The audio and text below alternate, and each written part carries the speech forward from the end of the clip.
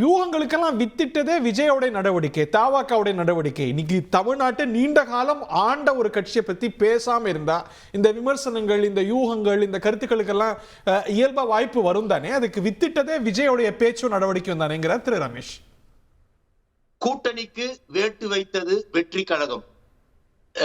திரு விஜய் அவர்களின் தமிழ் வெற்றி கழகம், தமிழக வெற்றி கழகம் கூட்டணிக்கு வேட்டு வைத்து விட்டது.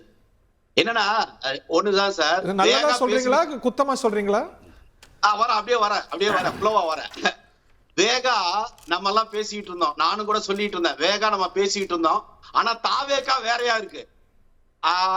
ஏடிஎம்கே ஏன் அன்னைக்கு அவர் பேசலன்னா சார், அடிப்படையில ஒண்ணுதான். நீங்க புரட்சி கலைஞர் விஜயகாந்த் அரசியலுக்கு வந்த பின் அவர் எந்த இடத்துலயுமே எம்ஜிஆர் தப்பாவே பேசல, புரட்சி தலைவர் எம்ஜிஆர் தப்பாவே பேசல. அதுக்கு அடிப்படை காரணம் என்னன்னா, எல்லாருமே சினிமால இருந்து வந்தவங்க, மக்களால் அதிகமாக நேசிக்கப்பட்டவர் புரட்சி தலைவர் இவரு எம்ஜிஆர், அதுக்கு அடுத்து ரஜினிகாந்த். அந்த ரஜினிகாந்தோட இடத்துக்கு இப்ப ஃபுல்பில் பண்ணிருக்கிறதுனால திரு விஜய் அவர்கள் மேல எடுத்த உடனே சிக்ஸர் சொல்லுவாங்க இல்லையா, ஆட்டத்துல எடுத்த உடனே சிக்ஸர் அடிக்கிறதுன்னு ஒண்ணு இருக்குல்ல, அது சிலர் ரஞ்சி டிராபி ஆடி அப்படியே வருவாங்க. ஒரு சிலர் டெண்டுல்கர் பையன்றதுனால உடனே சீட்டு ஓபன் ஆயிடும் கிரிக்கெட் ஆட. அது மாதிரி திரு விஜய் அவர்களுக்கு சினிமாவில் மிகப்பெரிய மாசு இப்போதைக்கு இளைஞர்கள் கிட்ட, அதாவதுங்க அரசியலை பொறுத்தவரை மக்கள் சக்தியே மகா சக்தி. இவருக்கு மக்கள் சக்தியும் இளைஞர்களுடைய சக்தியும் அவர் கிட்ட இருக்கிறதுனால அவர் இப்ப எடுத்த முடிவு, இந்த முடிவுக்கு காரணம் என்னவா இருக்கும் நான் நினைக்கிறேன் சார், அவர்களுடைய ரசிகர்கள் தனியா போட்டு பார்த்தலாம் அப்படின்னு அவருக்கு போயிருக்கும், நியூஸ் போயிருக்கும். ஏன்னா அப்படி ஒரு மதிப்பீட்டுல முதல்ல கூட்டணி வைக்கலாங்கிறதுனாலதான் அமைதியா இருந்தார் அதிமுக விவகாரத்துல. இப்ப மாறி இருக்கு என்னங்கிறீங்களா? முதல்ல அவருக்கு கூட்டணிங்கிற எண்ணம் தான் சார், நான் தான் ஹீரோ, மிச்சம் யார் வந்தாலும் second hero, third hero, fourth hero தான்.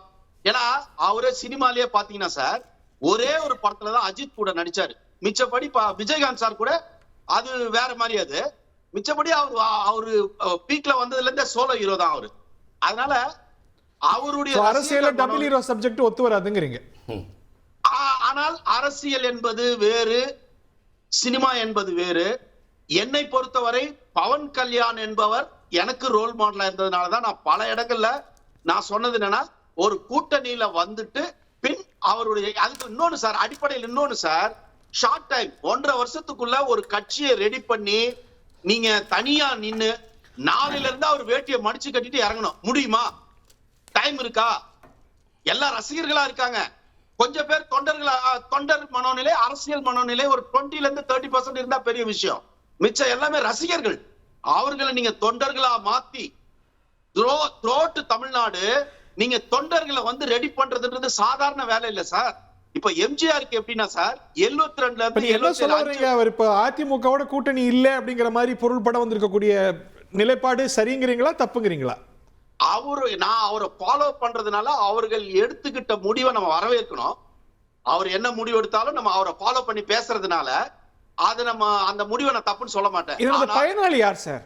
இதனோட பயனாளி யார்? இப்போ அதிமுக திமுக எதிர்ப்பு செஞ்சுக்கிட்டு தனியா அணி வைக்குது, இப்போ விஜய் ஒரு தனியா அணி வைக்கிறாரு, பாஜக தனியா திமுக எதிர்ப்புன்னு 3 பிரிவா பிரியும் போது இந்த இயல்பான பயனாளி யார்? DMK sir. டிஎம்கே தான் இதுல ஸ்கோர் பண்ணிட்டோம். இப்போ 3 பேரும் தனித்தனியா எதிர்த்தா அதனது பயனாளி திமுக, நாம் தமிழரும் சேர்ந்து கன்ஃபார்மா டிஎம்கே தான். ஏன்னு கேளுங்க சார், அவங்க ஒரு பெரிய கூட்டணியோட வருவாங்க சார். டிஎம்கேவோட பலமே என்னன்னா, அந்த காலத்துல இருந்து அவங்க தனிச்சா வரது இல்ல. தனிச்சா அவங்க 20ல இருந்து 22, 25% தான் வச்சிருக்காங்க. ஆனா எப்பவுமே ஒரு கூட்டணிங்கிற ஒரு ஸ்ட்ராங் இதை சேர்த்துக்குவாங்க. அப்படி சேர்த்துக்கிட்டாங்கன்னா என்ன ஆகும்னா, டிஎம்கே ஸ்ட்ராங்கா இருக்கும், அது அடுத்த இடத்துல விஜய் இருப்பார், அதுல ஒண்ணும் சந்தேகமே கிடையாது. அடுத்த இடத்துல விஜய் 3வது இடம் போடுங்கறீங்களா?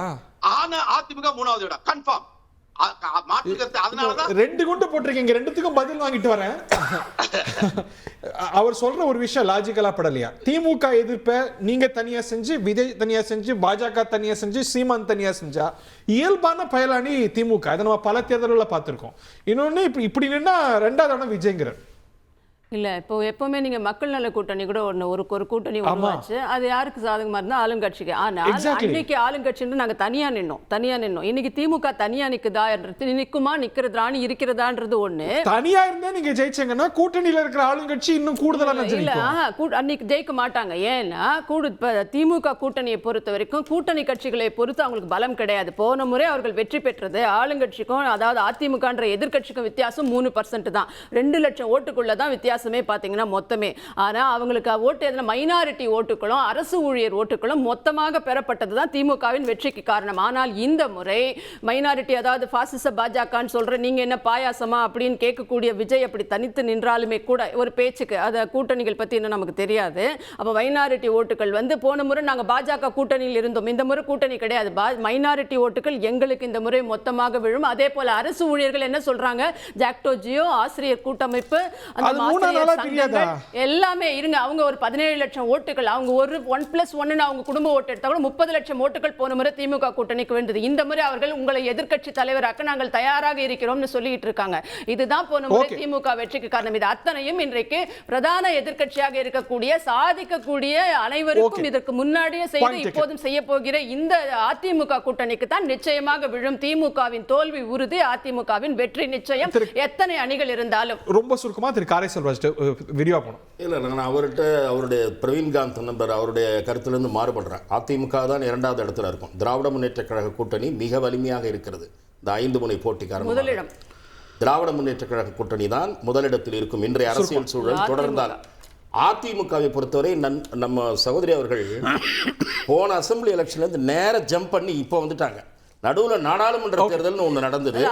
அதுல பிஜேபியோட இவங்க இல்ல. 7 இடங்கள்ல டெபாசிட் அவுட். அதை பத்தி சௌகரியமா மறைச்சிட்டு வாக்கு வங்கியில் பெரிய சரிவு, பலத்த அடி வாங்கி இருக்கிறது வாக்கு வங்கி.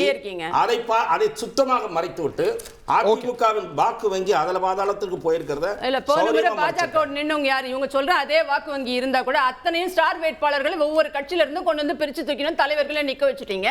இது பாராளுமன்ற தேர்தலும் சட்டமன்ற தேர்தலும் ஒன்னா சொல்லுங்க, நீங்க சொல்லுங்க. மெகா கூட்டணி நீங்க அமைச்சிருக்கலாமே, தடுத்து இல்ல அவசியமே இல்ல. தனித்த வெற்றி பெற்ற செல்வாக்கு மிக்க அதிமுக பிரமுகர்கள் ஏன் நிற்கவில்லை என்பதற்கு அவங்க திரு காரை செல்வராஜ் இந்த அறிக்கை, இந்த டெவலப்மெண்ட்ஸ் எப்படி பாக்குறீங்க?